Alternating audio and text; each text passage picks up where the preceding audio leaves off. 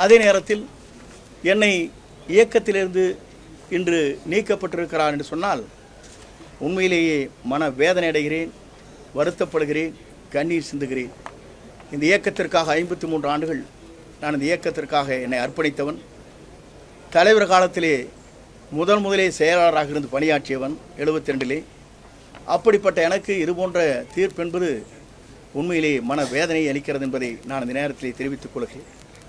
அதே நேரத்தில் என்னை பொறுத்தவரையிலும் அன்றைக்கு கருத்துக்கள் சொல்கிற போது உண்மையிலேயே என் மன வேதனை மட்டுமல்ல, கண்ணீர் சிந்த வேண்டிய சூழ்நிலையில் இன்று மனம் இன்றைக்கு உலாவிக் கொண்டிருக்கிறது. இரவு முழுவதும் நான் தூங்கவில்லை என்பதை நான் இந்த நேரத்திலே தெரிவித்துக் கொள்கிறேன்.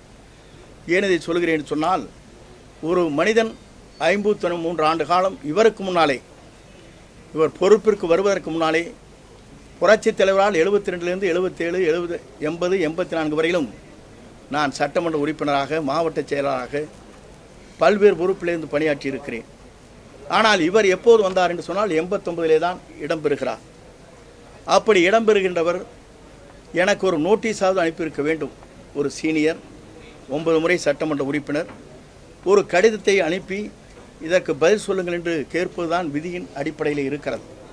அந்த விதியை மீறி அவருடைய சர்வாதிகார போக்கு என்று சொல்வார்களே, அதை போல யாரை வேண்டுமானால் தூக்கி எறியலாம் என்ற நிலையிலே அவர் இன்றைக்கு உருவாக்கி இருப்பது வேதனை அளிக்கக்கூடிய ஒன்றாக இருக்கிறது. விதிகளை பொறுத்தவரையிலும் புரட்சித் தலைவர் ஒன்றை கொண்டு வந்திருக்கிறார்.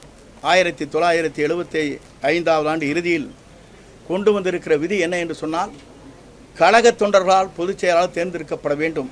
இந்த விதியை மட்டும் யாராலும் மாற்றக்கூடாது என்று அந்த விதியை தெளிவாக 43 பக்க பேரா என்று சொல்வார்களே, அதில் பதிவு செய்யப்பட்டிருக்கிறது. இதையெல்லாம் நான் எதற்காக சொல்கிறேன் என்று சொன்னால், தொண்டர்கள் உணர்வைத்தான் நாங்கள் வெளிப்படுத்தினோமே தவிர அந்த உணர்வுக்கேற்ப இன்றைக்கு என் மீது களங்கம் ஏற்படுத்தி என்னை கழகத்திலிருந்து நீக்கப்பட்டிருப்பது என்பது மிகவும் வேதனைக்குரிய ஒன்று, வருத்தத்திற்கு ஒன்று. அதேபோல் என்னை பொறுத்தவரையிலும் அந்தியூர் சட்டமன்ற தொகுதியிலே துரோகத்தை செய்துவிட்டார் என்று குறிப்பிட்டார். அதற்கான பதிலை அந்த சட்டமன்ற உறுப்பினராக போட்டியிட்டிருக்கிற சண்முகருடைய மகன் இங்கே வெளியிட இருக்கிறார்கள். அதற்கான ஆதாரங்கள் இங்கே இருக்கிறது. யார் இங்கே பேசினார்கள், அதற்கான வீடியோக்கள் இருக்கிறது. யார் அன்றைக்கு பொறுப்பிலே இருந்தார் என்பது நீங்கள் எண்ணி பார்க்க வேண்டும். அதே நேரத்தில் 1989 நான் மாவட்ட செயலாளராக இருக்கின்ற போது 11 சட்டமன்ற தொகுதி இருக்கின்ற போது சேவல் புறாவிலே வெற்றி பெற்ற தொகுதி அந்தியூர் சட்டமன்ற தொகுதி என்பதை நீங்கள் மறந்துவிடக்கூடாது. ஆனால் அன்றைக்கு நான் பொறுப்பிலே இல்லை, முதலே புரிந்து கொள்ள வேண்டும். என்னை குற்றம் சாட்டுவதற்கு முன்னாலே குற்றம் செய்தவர் யார், அந்த குற்றத்திற்கு உறுதுணையாக இருந்தவர் யார் என்பதை தெரிந்து அவர் பேசியிருக்க வேண்டும்.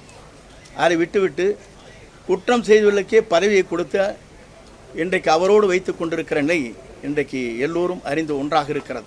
பிளே ஸ்டோர் மற்றும் ஆப் ஸ்டோரில் இருந்து பாலிமர் செயலியை QR கோடு மூலம் பதிவிறக்கம் செய்யுங்கள். செய்திகளை உடனுக்குடன் பெறுங்கள்.